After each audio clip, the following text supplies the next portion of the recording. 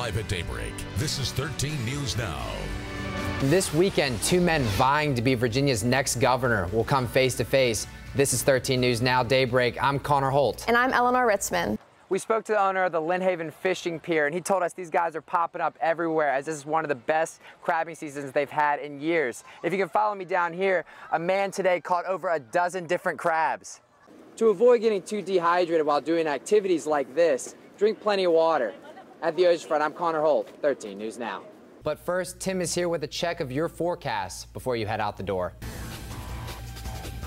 We've been telling you about the technological advancements of the Navy's newest aircraft carrier, the Gerald R. Ford.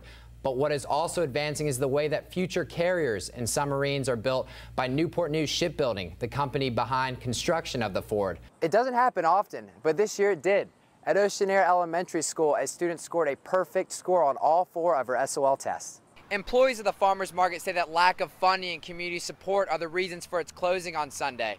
Also, how the shipyard is using virtual reality and 3D imaging to construct the next generation of Navy ships. We'll show you how they are harnessing the future to build an advanced fleet tonight on 13 News Now at 6. Trying to piece together the evidence that they have been out here since 3:30 this morning. New this morning, police dispatchers tell us a car chase ended in Norfolk early this morning.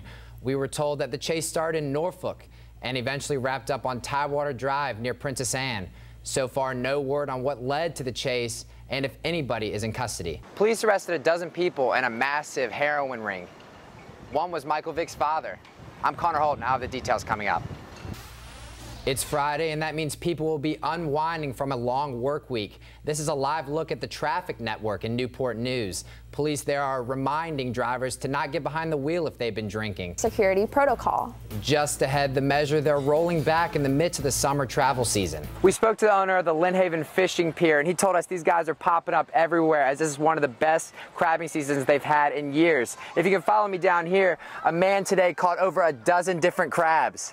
We noticed concerns from several posts online about illegal crabbing in Virginia Beach. Multiple reports say people saw crabbers taking home pregnant and baby crabs. Hoyt Duff shared with us some of his knowledge about the issue. It's an issue he's very familiar with as he owns the Lynn Haven Fishing Pier. Make yourself familiar with the regulations. Make yourself familiar with what the crabs look like that you can keep and can't keep.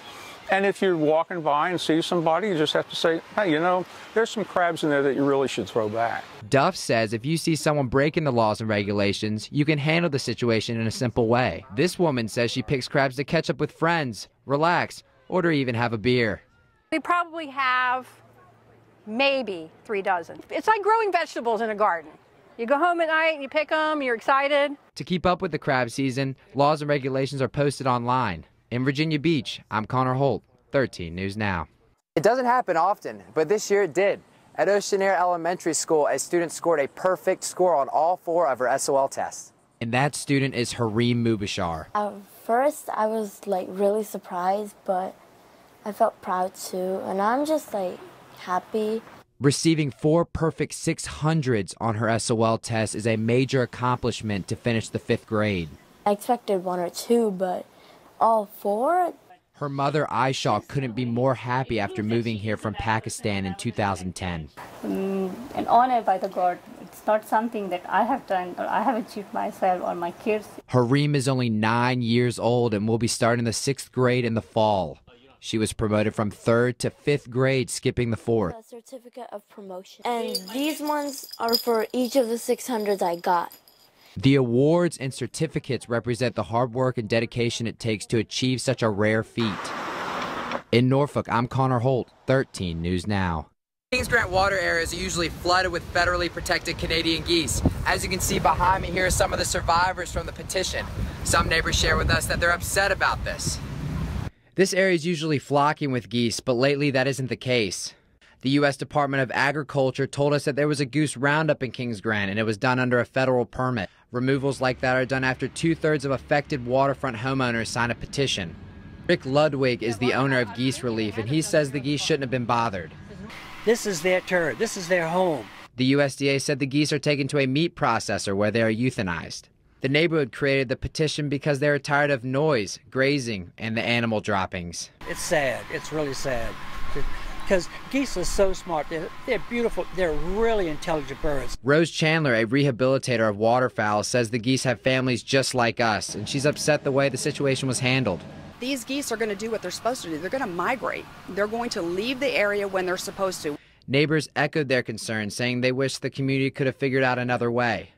Geese mate for life, and they love their families, so I can't even imagine what happened here. In Virginia Beach, I'm Connor Holt, 13 News Now.